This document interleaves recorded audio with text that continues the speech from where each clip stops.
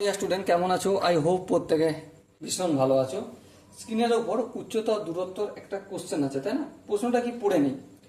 বলেছে যে কোনো একটি স্থান থেকে একটি টাওয়ারের শীর্ষে 30 ডিগ্রি কোণে অবস্থিত।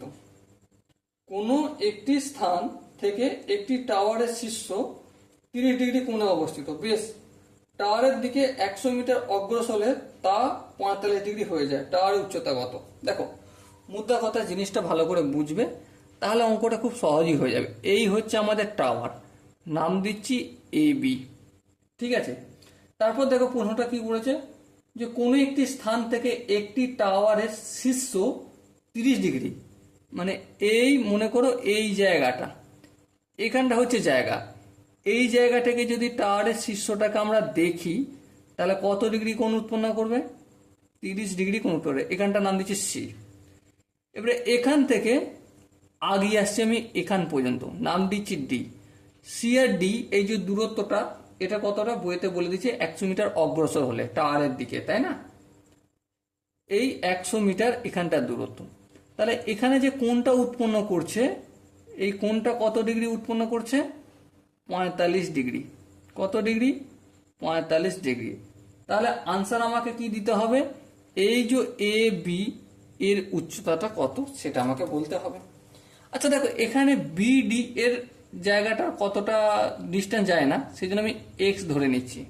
ঠিক আছে, এবার দেখো আমরা এই এ বি সি এই পুরো ত্রিভুজটার সাপেক্ষে এইটা হচ্ছে থিটা। তাহলে এই থিটা কোণটার সাপেক্ষে লম্ব হচ্ছে এর বিপরীত বাহুটা, তার মানে এ বিটা লম্ব। আর ভূমি কোণটা? বিসিটা ভূমি।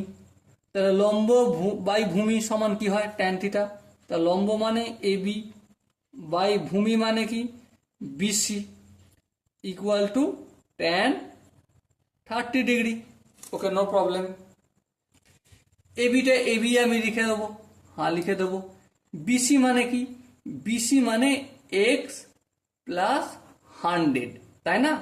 এখানে লিখবো x plus 100 equal to tan 30 ডিগ্রির ভ্যালু কত? ট্যান 30 ডিগ্রির ভ্যালু হচ্ছে 1/√3। ব্যাস, এখানে থেমে যাব, একটু পর আবার এখানে এসে ধরবো। ঠিক আছে, এবার দেখো এ বি ডি এর অ্যাঙ্গেল হচ্ছে 45 ডিগ্রি। হ্যাঁ, এই 45 ডিগ্রি এই যে কোণটার সাপেক্ষে লম্ব হচ্ছে এ বি। হ্যাঁ, আর ভূমি হচ্ছে বিডি মানে এক্স। তাহলে এখানেও আমি লম্ব বাই ভূমি করব। তাহলে লম্ব মানে এ বি, আর ভূমি মানে লম্ব বাই ভূমি, ভূমি মানে বিডি। এই আমি বিডি লিখলাম ইকুয়াল টু কি? লম্ব বাই ভূমি, লম্ব ভূমি টেনে দেওয়ার মানে ট্যান 45 ডিগ্রি, তাই না? হ্যাঁ, তাহলে এ বিটা এ বি রাখলাম, বিডিটার জায়গায় আমি এক্স লিখলাম, আর ট্যান 45-এর জায়গায় আমি 1 লিখলাম। কোনো আপত্তি আছে? আই হোপ কারো আপত্তি নেই। এবার দেখো তাহলে এ বি সমান কত বের হলো? এ বি সমান এক্স বের হলো।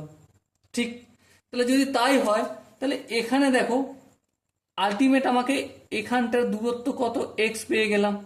এবারে এক্সটার ভ্যালু কত?